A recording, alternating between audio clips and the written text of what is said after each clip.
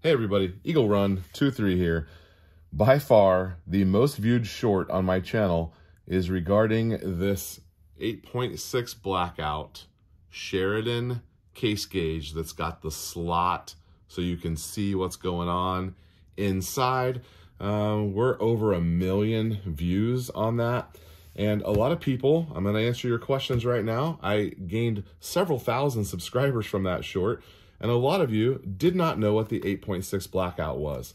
Real quick, 8.6 Blackout is a 6.5 Creedmoor case that you neck out and shorten, and you stuff a 338 projectile in there. Same 338 that you would reload for 338 Lapua. It's a big beefy one, and they've got some great subsonics on the market. This caliber is pretty much designed to be subsonic. You're going to put a 300 or a 350 grain, big, heavy bullet down in there. And the case gauge, there was some misunderstandings about the case gauge. So we're going to take a second and talk about the case gauge. Now, here's one that I've got for 6.5 Creedmoor. And what a case gauge is this is reamed out on the inside that should closely match what the inside of your barrel is. So you've got a minimum specification. This is to keep you safe. And when you take your case, this is a once fired Hornady 6.5, oh wait, that's Starline.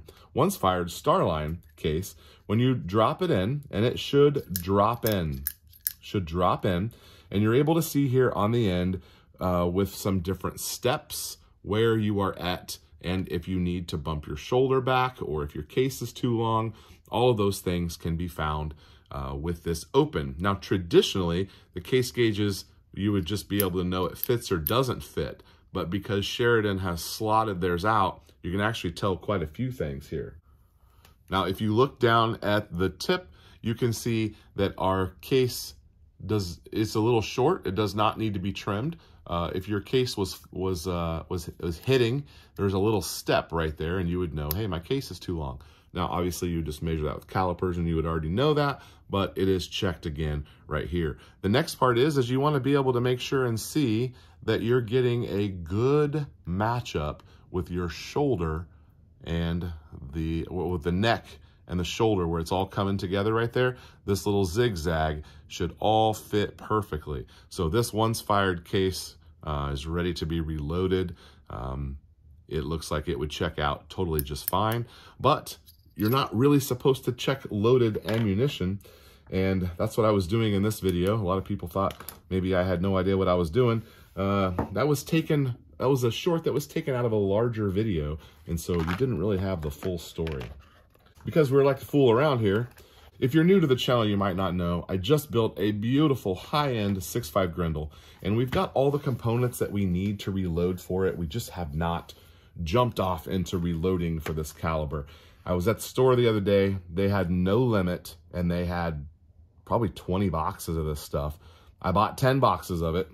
So now I've actually got some ammo to shoot through that beautiful gun. This is Hornady Black. It's about the only thing on the market you can find for a Grendel. But because we can, and because we have it, we're going to take our Sheridan. This is a 6.5 Grendel case gauge. And let's just see what happens with the Hornady. Oh, see right there, it doesn't fall all the way in. Now, again, this doesn't really tell us very much because you're not supposed to do it with loaded ammunition. This is a case gauge, not a loaded ammunition gauge. So I wonder if we can figure out where it is touching. It looks to me like it's touching on the actual projectile right down in through there. Now you can push this in and force it. And if this were exactly your chamber, when your bolt slams home, whether it's a bolt action or a gas gun, when that slams through, it would I can feel that it would push that through. Yeah, it would, I'm pretty sure that would go in there just fine. But we've got some unloaded 6.5 cases. This is also 6.5 Grendel. This is the same Hornady Black, and this is once fired. And you can see, oh, that neck. So this has been cleaned, but it is unprocessed. It still has the primer in it, unprocessed, and it is definitely rubbing.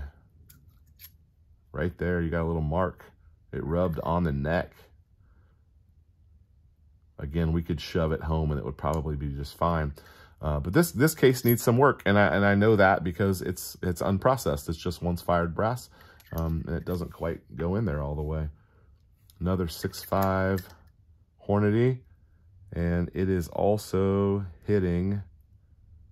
Yep, it's also hitting right there on the neck. So these are opened up a little bit too much, but all of that will get fixed whenever we reload for it. So anyway, if you're new to the channel, thank you for joining us. I do have a reloading channel, Eagle Reloads, where we talk specifically about reloading stuff, but I wanted to kind of catch you guys here that we're all new to the channel and make sure that you were welcomed and that you kind of knew a little bit more about the Sheridan case gauges. They run out of stock on these all the time. If they have a wait list, join the back order wait list. They'll get them out to you. They're a good company. I've talked to them before, and they're going to put them out there as soon as they can. They're making them as fast as they can. Oh, before I let you go, one other thing about this 8.6 Blackout that I found interesting in the comments. So this is a fire hole. Let's see, what do they call it? Fire hole arms. And this is their Montana Blackout. They make 300 Blackout and 8.6 Blackout. And yeah, a lot of people got really fired up about this. Why they chose to do a pop culture reference with selling ammo, I don't know. We don't need to worry about that. But the reason that this one doesn't case gauge so well, and see how it's a little proud down there? The reason it doesn't case gauge so well, we talked about the concentricity of this bullet. So if it is slightly pointed in the wrong direction, then that would be the run out. And run out is not going to work in a case gauge because that is true and straight. And if you're a little wobbly and it's not going to point out, you would find that on a concentricity gauge. I actually don't have a concentricity gauge, but it's got a little roller where you roll it, and then the mic would tell you how much out as it rolls through, how much out of spec that it is. There's an acceptable amount of run out, but there's also an unacceptable amount of run out. And there's a couple of different things. If you're shooting a subsonic round, a big beefy bullet like this, you're not going for extreme accuracy. You're just trying to take down a hog at 75 yards.